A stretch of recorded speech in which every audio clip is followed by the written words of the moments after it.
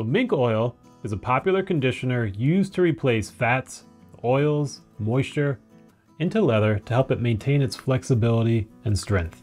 Neatsfoot oil is another very popular conditioner that has been used for a really long time. And individuals sometimes have really strong preferences over one over another. So we're going to see both in action, in detail, and see how the results come out.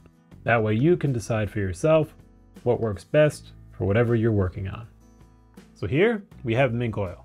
Fiebing's mink oil is a blend and about 4 main ingredients, and they're going to include silicone, lanolin, Neatsfoot oil, and mink oil. Hold up, you're saying mink oil has Neatsfoot oil in it? Yep, and so is the label. Interesting. So it's not really a head-to-head, is it? When this has this in it. Either way, we're still gonna find out. But that is mystery uncovered number 1. The silicone that is in here often comes from silica, which is often from sand and a gas-derived methanol. The lanolin comes from wax from sheep, and then the Neatsfoot oil comes from the bovine bulls and cows, mostly as a paraffin distillate, which is essentially a petroleum fraction. What? Stop all these big words. Basically, they're oils and waxes that come from bovine animals. And so they're boiled out and distilled, and that's going to give you your pure Neatsfoot oil, and then some of that is going to make its way into this mink oil liquid. So with that, let's check out exactly what this looks like and how it comes out when it's applied to leather. So first, let's see what it looks like. So here we've got our mink oil. We're going to open it up, and you can see inside it's liquiding around. So we're going to come over here, and we're just going to pour out a little bit so you can see what it looks like as it comes out. All right, and there we have it. So it's somewhat clear with a little bit of a yellow tint and pretty viscous. So now that we've got that, let's cap this up. And then what we could do is apply it to a leather round. And so here we've got 2 rounds. Same one, this one has been untreated, and this one is going to be treated with the Fiebing's mink oil liquid. So for now, I'll put this original one aside, and we'll come over here. Now let's put this down to cover the workspace, and there's our round. And to apply it, I'll use typically this cotton cloth. It's going to be lint free, and usually I could just take it from the bottle and kind of dump it on like that. But since we do have some already in our dish here, I'll just kind of dab it in a little bit and get a nice even coating on here. And then we'll just apply it to our leather. If you notice, where we first put it down is going to have a higher concentration. So we're going to do a couple different passes on it, and each time we'll start in a different area to kind of distribute that as evenly as possible.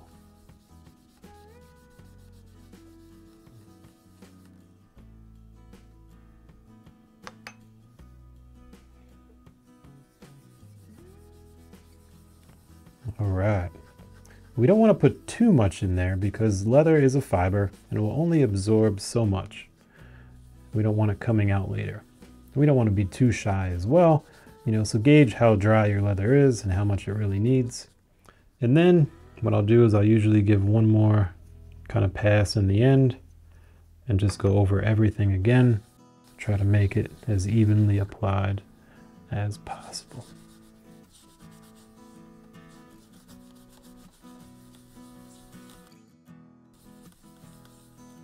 The benefit of using like a soft cotton cloth is that we're definitely going over the fibers right now.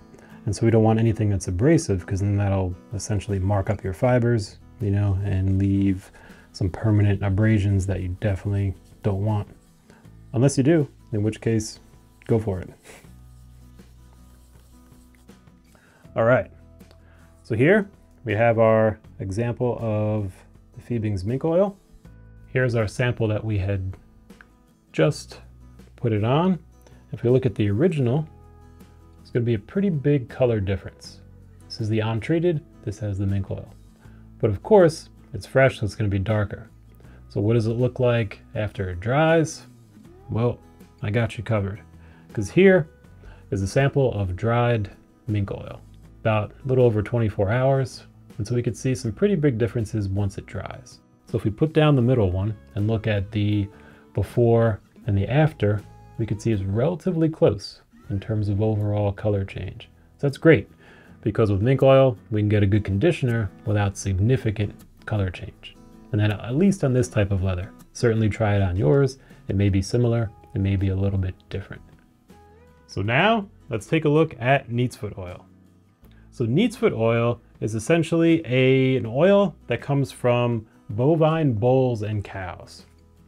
And we see here it says 100% pure Neatsfoot oil. That's because in some cases you could buy this where it's a blend. So you're going to get some pure and a blend of some other items as well.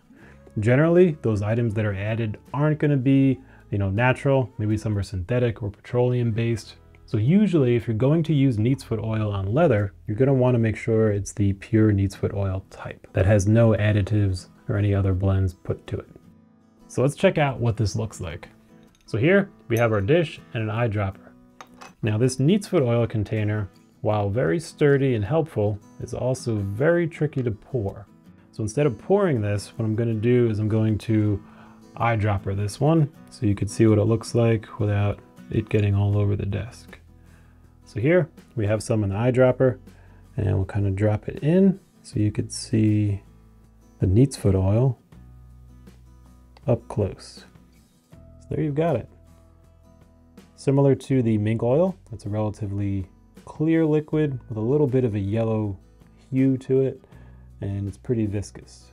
So that's what it looks like. So now let's see what it actually does. So we have another round over here, and we're going to apply the Neatsfoot oil to it. So I'll just put this down, this on top, and similar to what we did with our mink oil, we could use a cotton rag. I'll use a fresh one, that way it only has the Neatsfoot oil on it. And then what I'll do is just the old bottle tip, basically put the rag on top, bottle over, tip it, and back. And then we're gonna have our Neatsfoot oil on here. So let's take that and apply it gently and smoothly to your leather. And you can see it covers it pretty well, pretty quickly.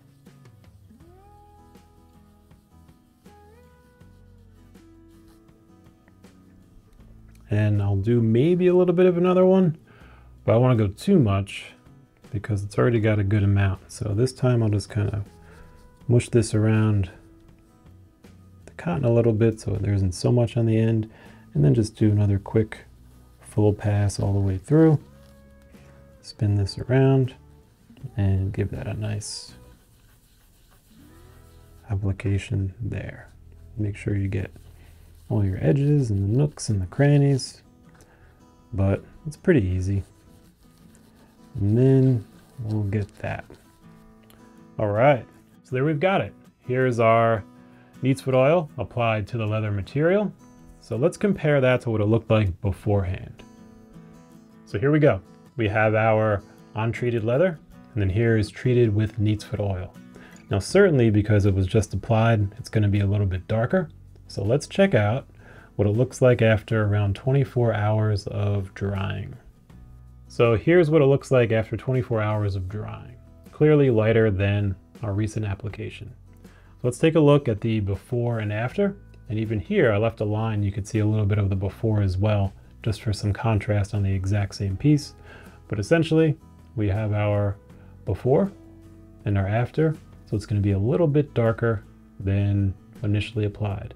So just keep that in mind, that if you're going to use a Neatsfoot oil, it's going to leave your leather a little bit darker, as most conditioners do. So now let's give a head-to-head look. So we've got our mink oil here and our Neatsfoot oil here. We have our untreated round in the middle and our two dried rounds here. So the dried mink oil is here and the dried Neatsfoot oil is here. So we could see that the pure Neatsfoot oil is going to be a little darker than the mink oil liquid. And it's interesting because the mink oil liquid does have some Neatsfoot oil in it, We don't know exactly what that composition is, but even with that, this is going to dry a little more, which indicates very likely that obviously it has less than 100% pure Neatsfoot oil, because that's going to be darker. So depending on what you're trying to do, Neatsfoot oil is going to be essentially a pure distillate from the bovine source, whereas the mink oil is going to be a blend of both natural and synthetic ingredients to make that. So there you have it, a look at mink oil versus Neatsfoot oil and the end results. So depending on what you're trying to do, it's going to be very context dependent. If you are looking to use, only pure elements, if you want some synthetic elements as well, if you want some conditioning that'll last a long time, maybe you want a darker color, maybe a lighter color. So it's really up to what you're looking to do. And here's a look that hopefully helps as you do that. So if you have any questions, let us know. If you have a preference, which I'm sure you do, let us know, because we definitely want to hear your experience and what's worked, what hasn't, and what you may like to do in the future. And there you have it. Until next time.